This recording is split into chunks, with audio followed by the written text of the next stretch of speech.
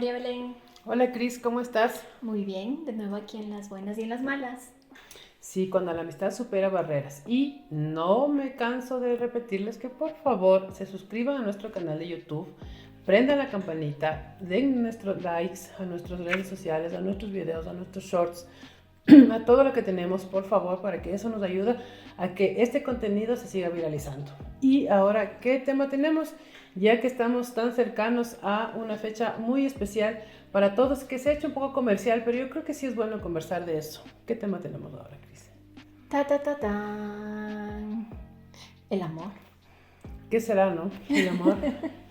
El amor, el enamoramiento, cómo es enamorarse en las distintas etapas de la vida. Porque, entre paréntesis, nosotros como seres humanos nos enamoramos muchas veces en distintos momentos y de distintas personas e incluso de distintas cosas, ¿sí? De ahí nace la fuerza esta que uno tiene de la pasión, de los hobbies, de las cosas que me gustan, de los ideales. Entonces el amor va mucho más allá de este tema del vínculo solamente de pareja. Y como una gran representante del amor, Afrodita vino en rojo. Obviamente. Vino en rojo porque ella es así, es mucho más, aunque yo así sea como muy extrovertida, pero ella es una Afrodita total. Sí, y con conocimiento de causa les puedo decir algo que recién acabo de aprender, pero me caló así muy profundo. Y es que la mayoría de los humanos tenemos tergiversado el concepto del amor. Pensamos que el amor tiene que ver con lo que yo siento por el otro o con lo que el otro me hace sentir. Y en verdad el amor es acción. El amor es aquello que yo estoy en capacidad y en disponibilidad de hacer para la persona a la que yo amo. Y en medida de eso, y yo justo venía pensando en cómo que hablo del amor, y yo lo que quiero decir y comenzar es que yo pienso y siento que soy una persona súper amada, porque mis papás me amaron, mis abuelos, o sea, creo que nací en un entorno de amor, o sea, en una familia de amor.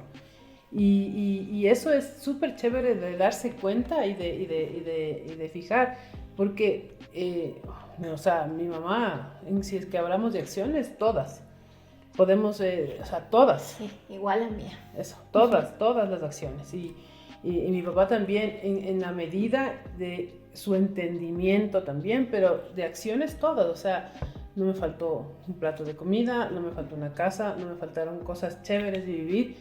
Obviamente hubieron cosas complicadas y difíciles, pero y yo justo estaba pensando en esto, desde dónde también hacemos eso, desde qué intención, porque sí hay que saber también la intención que tuvieron nuestros padres, nuestros cuidadores, quienes se hicieron responsables de nosotros respecto de nosotros.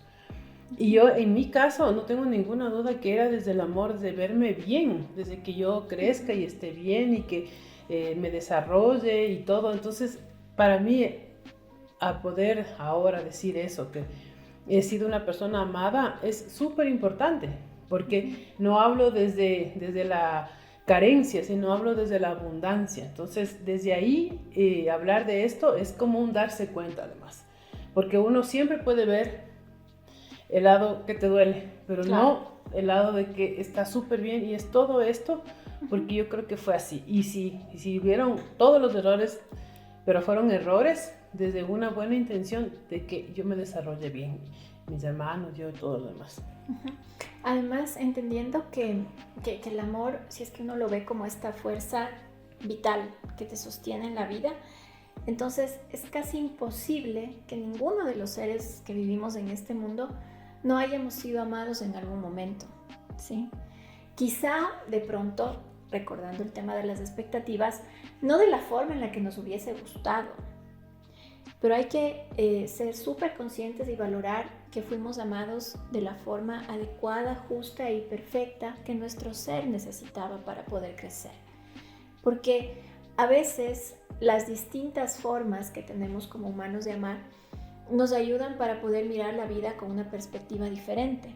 Entonces, casi seguro que la forma en la que nos amaron a nosotros es muy distinta de la forma en la que nosotros amamos a nuestros hijos y a su vez será distinta de la forma en la que nuestros hijos amen a los demás.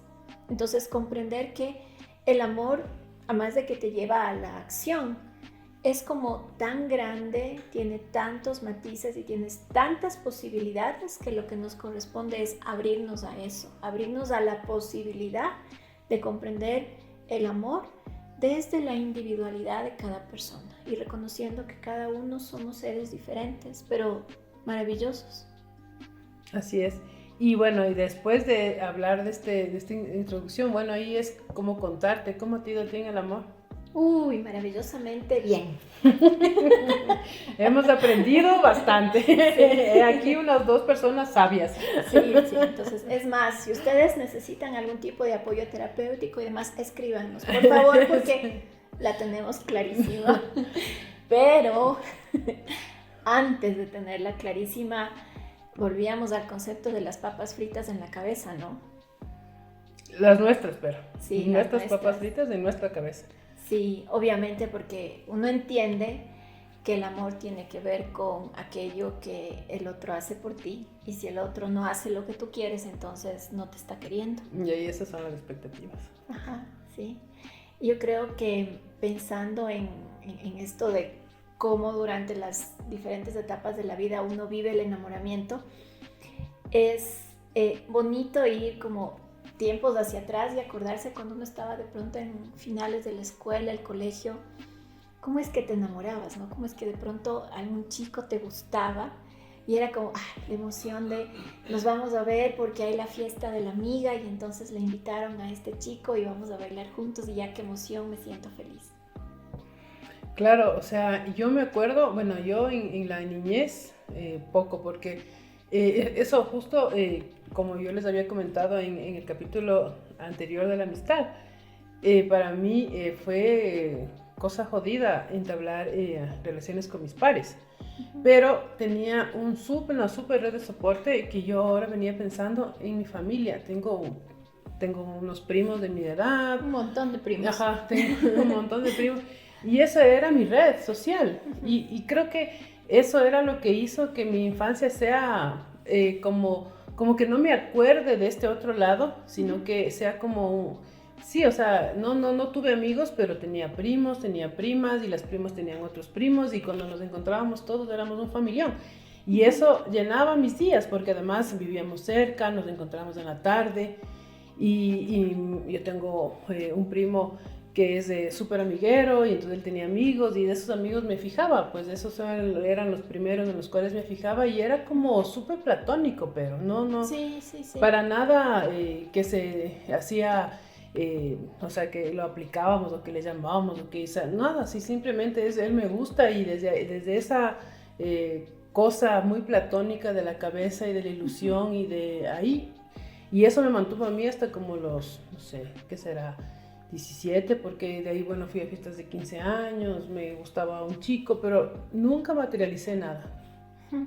No, y ahorita que hablas de amor platónico, yo me acuerdo de mi primer amor platónico de la vida, que era un amigo con quien sentía tanta empatía, era como que podíamos hablar de cualquier tema, que nos pasábamos horas en el teléfono. Hay una anécdota que suelen acordarse en mi familia, y es que una vez a mí me tenían prohibido usar el teléfono durante tanto tiempo, ¿no? Yo creo que era básicamente un tema de hay que tener autoridad y control, ya, no era que esté mal hablar por teléfono con alguien, ¿no? Pero claro, como a mí me tenían prohibido y a él también le tenían prohibido, lo que hacíamos es nos organizábamos para en ciertas horas en las que sabíamos que papá o mamá no estaban en la casa y poder conversar. Entonces, en una conversación que tuvimos, él justo me contaba que como llegaron sus papás, entonces tuvo que meterse debajo de la mesa del comedor para que podamos seguir conversando. Y resulta que esa conversación alguien la escuchó en mi casa. Entonces, hasta ahora, cada vez que se acuerdan, es algo así como, sí, el amigo ese que se metía debajo de la mesa del comedor para conversar contigo, ¿no? Y claro, ahora yo lo veo y entiendo que fue una amistad súper linda, muy tierna, muy de chiquitos. Inocente. Exacto, pero yo en su momento llegué a sentir que estaba enamorada de él, ¿no? Y ya, como me gustaba y era lindo y todo lo demás, pero yo vivía, o sea, no nos veíamos nunca, solamente hablábamos por teléfono. Y años después nos acordábamos ya, él con su familia, yo con mi familia, de lo bonito que era eso, ¿no? De poder tener a alguien con quien conversar, con quien compartir, con quien interactuar, que sea distinto de tu familia y que además en el proceso de la adolescencia que uno tiene de romper los vínculos con la familia, también es esto, ¿no? Es tu zona de soporte, de apoyo, de contención, tu manera de ir construyendo nueva tribu. Sí, y yo en eso, como te dije, no tuvimos tanto, yo no tuve tanto, eso más bien ya se fue fortaleciendo un poco a finales de mi época de colegiala, que conocí dos personas, pero de ahí no tenía mucho al respecto, o sea, no. Y la otra cosa que también era como complicada en esos tiempos, era este asunto de lo popular, ¿no? De si eras o no popular, de si eras o no la persona que tenía muchos amigos, muchas amigas, de si te invitaban o no te invitaban a las fiestas. Y eso era como un poco también lo que determinaba o lo que iba mediando la forma en la que tú podías conocer a otra gente y a su vez abrirte la posibilidad de tener un enamorado o una enamorada, ¿no? O sea, a mí sí me invitaron bastante a los 15 años, pero no, ni así. No, creo que tenía una formación muy conservadora en eso, que no, o sea, sabía que no podía tener enamorado, y tal vez después, ya cuando comencé mis 17 por ahí, ya tuve un par que decíamos que eran enamorados, que nos fuimos un par de veces, o sea, fue bonito porque me escribieron unas cartas, mandaron, creo que por ahí tengo todavía la foto de aquella persona chévere con la que coincidí. Y luego otro, y de ahí sí fue a la universidad, y ahí sí comenzó mi largo proceso de enamoramiento, que ahí sí me enamoraba. ¿Te acuerdas que decíamos novio cualquier cosa? Ah, claro, así uno le decía novio cualquier cosa, entonces, bueno. Tu novio, ajá, la vida. Y bueno, y ahí sí fue como más fuerte, o sea, ahí sí yo pude entablar relaciones con otras personas. Pero claro, eran súper desde la expectativa y desde que yo esperaba que ellos, o sea, ¿cuál era? O sea, en mi caso, mi sueño, o sea, era como yo me veía casada, no sé, a una edad. Uh-huh. No me casé. 2 guaguas, un perro. No me casé nunca, entonces es como eso que no, o sea, yo pensaba, o sea, decía yo cuando yo tenga la edad de mi mamá, por ejemplo, ya voy a estar casada. Y no pasó nunca, o sea, nunca me casé hasta ahora. Y claro, esa era como esa frustración de no haber logrado algo que yo me imaginaba que me iba a pasar. Uh-huh. Pero al mismo tiempo, yo misma tomé decisiones diferentes. Sí. O sea, en el camino uno mismo va tomando decisiones contrarias a eso. O sea, es casarte o conocerle y tener paciencia y aguantar o no. Entonces, claro, yo en eso era como me sentía más libre siendo soltera, y decidí no, y luego estudié, y luego trabajé, y luego ya tuve un hijo, y ya llegamos hasta entonces, y que no sucedió el tema de la pareja. Yo no he tenido pareja así como mucho tiempo, viviendo mucho tiempo con esa pareja, pero sí he vivido muchos amores, eso sí. Sí, y además creo que en esta época como colegio, universidad, algo que era muy determinante de las posibilidades de enamorarte o no de alguien era como el entorno en el que estábamos, ¿no? O sea, por ejemplo, qué decían las amigas, qué opinaban de él, si les parecía o no les parecía, si es que él también se portaba amable con las amigas, si es que acolitaba o no. Entonces era como más, ni siquiera como esta cosa de pareja, ¿no? Sino del entorno y el conjunto en el cual todos opinamos y todos apoyamos o no la decisión de una persona. Entonces, pero era otra dinámica. Pero a ti no te importaba. Claro, pero a la mayor parte de la gente sí le importa eso. No le importaba, ella tenía unos enamorados rarísimos que yo siempre era como, ¿en serio, Cristina? Y cada vez se superaba las rarezas de los enamorados. Y yo, ¿en serio, Cristina? Este más raro todavía que el anterior. Sí, yo. Sí, y claro, y en eso es la amistad. O sea, yo conocí la mayoría de sus enamorados. Uh-huh. Y Sí, la mayoría, ¿no? Claro, pero ponte, por ejemplo, a ver, traigámonos a colación a alguien ahí por la mente. Ya, voy a pensar. El que vivía por Juan Carlos. Ya.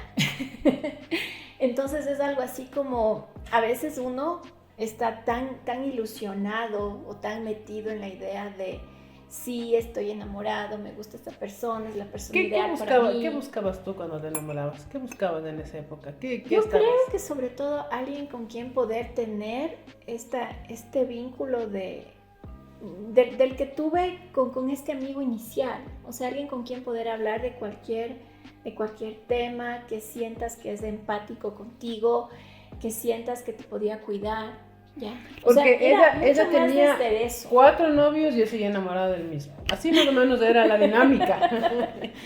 En distintos tiempos, los 4 novios, por favor, no piensen. No, en distintos, pero por ejemplo, en 2 años ella tenía 5 y yo el mismo, enamorada del mismo, o sea, ya, cambie de canal, pero ella sí podía, y yo admiraba eso profundamente, por eso digo que ella es Afrodita, porque tú sí podías, o sea... Ya, pero yo en cambio decía, wow, o sea... ¿Cómo es el amor de la María Belén que puede estar tanto tiempo y a pesar de todo lo vivido, qué tonta, enamorada de la misma persona? Entonces era algo así como ella vivía mi ideal del amor y de pronto yo vivía el que ella hubiese querido que sea el amor, pero o sea, así pasa. No, o sea, y claro, luego, o sea, han venido varios y me he enamorado mucho de muchas personas, pero al final no he logrado, o sea, como... decir sí, con esta persona vamos a construir algo. Sí, y en cambio tú sí. Pero, o sea, yo, y aquí sí, alerta de spoiler, por favor, nadie se sienta aludido por lo que voy a decir. Pero en una relación de pareja, sostener la relación de pareja es súper complicado. O sea, uno pensaría que el amor es suficiente y evidentemente no es verdad.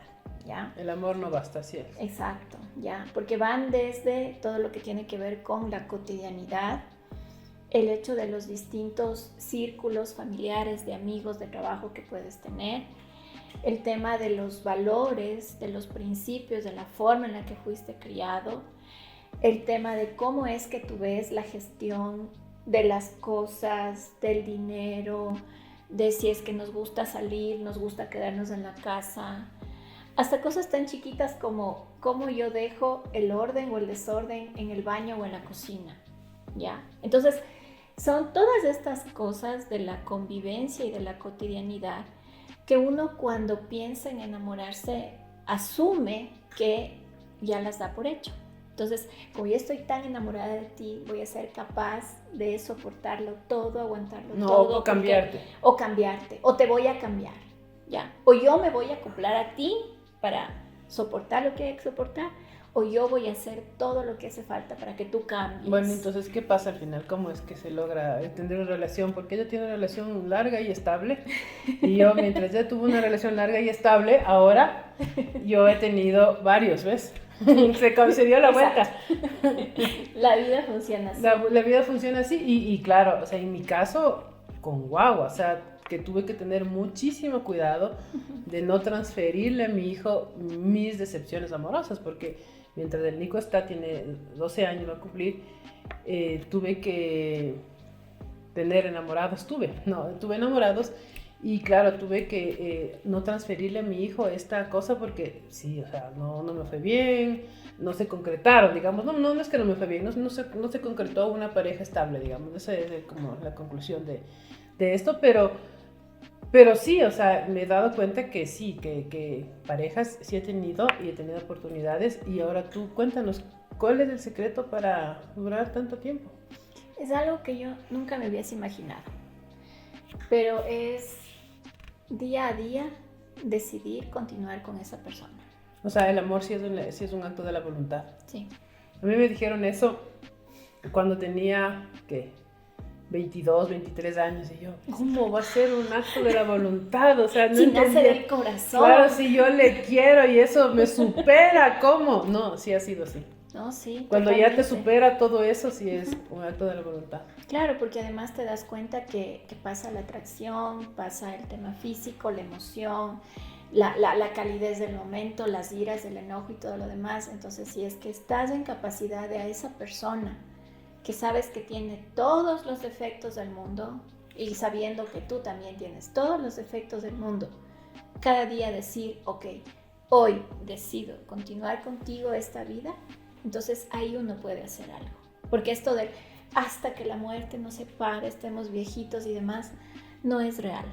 No es real. Justo por estas casualidades pero de la antes vida. sí era bien real, o sea... A eso iba. Por estas casualidades de la vida, estudié un diplomado en Derecho Canónico Matrimonial. No me contaste. ¿Ya? Y claro, cuando uno mira esta perspectiva más eclesiástica de la lógica de la unión y el matrimonio y la vida en pareja, es algo que a pesar de, digamos, tenerlo más o menos entendido, no nos educamos para vivir en pareja, ¿ya? Es como la posibilidad de construir pareja se construye desde que uno es chiquitito, ¿sí? Desde el hecho de vivir en un entorno en el cual miras cómo tus padres están en capacidad de resolver el día a día. Y eso no siempre nos pasa porque somos humanos. Y eso no significa que esté mal, ¿ya? Entonces, hay un juicio de por medio respecto de que la paz, la tranquilidad y demás es el ideal del amor, y no es así. Eso no es humano, eso no es real. Entonces, empezando por ahí, empezando por cómo uno entiende que la cotidianidad, que es difícil, que es complicada, es la que se tiene que compartir. No solamente la ida al cine, las flores en San Valentín o lo lindo que pasamos cuando estamos juntos. Entonces es como primero aterrizarse al hecho de que yo en el día a día me construyo como persona y acompaño en alguien más que también se está construyendo como persona. Y su construcción no tiene que ver conmigo. Es independiente de mí. Pero hay unos mínimos, Cris. O sea, yo, ahora que soy grande y a veces, o sea, no sé, me regreso a ver a alguien y digo, o sea, hay unos mínimos. O sea, no es que sí, o sea, algo tiene, o sea, primero, obvio, tiene que haber una atracción física, pero también ya cuando vas conociendo a alguien tiene que haber unos mínimos para construir eso. Sí. O sea, no tampoco es que uno va ahí y el primero que para tener pareja y decir es un acto de la voluntad. O sea, también hay unos mínimos de compartir, de qué nos damos mutuamente. O sea, el otro y yo, y qué me atrae. Y sí, al principio el enamoramiento es de esto, como que alguien te atrae físicamente, o sea, o te parece chévere su conversación, o te parece un tipo interesante, o habla bien del tema, o huele bien, no sé, N cosas, pero tiene que atraerte primero, si no, eso no funciona. Claro. Tiene que haber una atracción y luego sí ir viendo si es que con él o no construyo esta relación más a largo plazo, que en mi caso no ha pasado. Y también yo te digo un poco, o sea, nosotros vivimos en el Ecuador y creo que todavía es una sociedad bien poco patriarcal en ese sentido, porque mientras una mujer está, o sea, a mí me ha ido bien en el tema, digamos, laboral, económico, creo que hay un sesgo también para eso, o sea, yo me siento así, o sea, sí. Es como que conversas con alguien y tú eres así, como que la otra persona se siente un poco menos. Me ha pasado eso y es como que entonces ahí cómo construyo, ¿qué construyes con esa persona? ¿Cómo haces? Ahí la clave yo creo es siempre el poder tener la confianza para hablar, para comunicarse y ser transparente, ser sincero, ¿sí?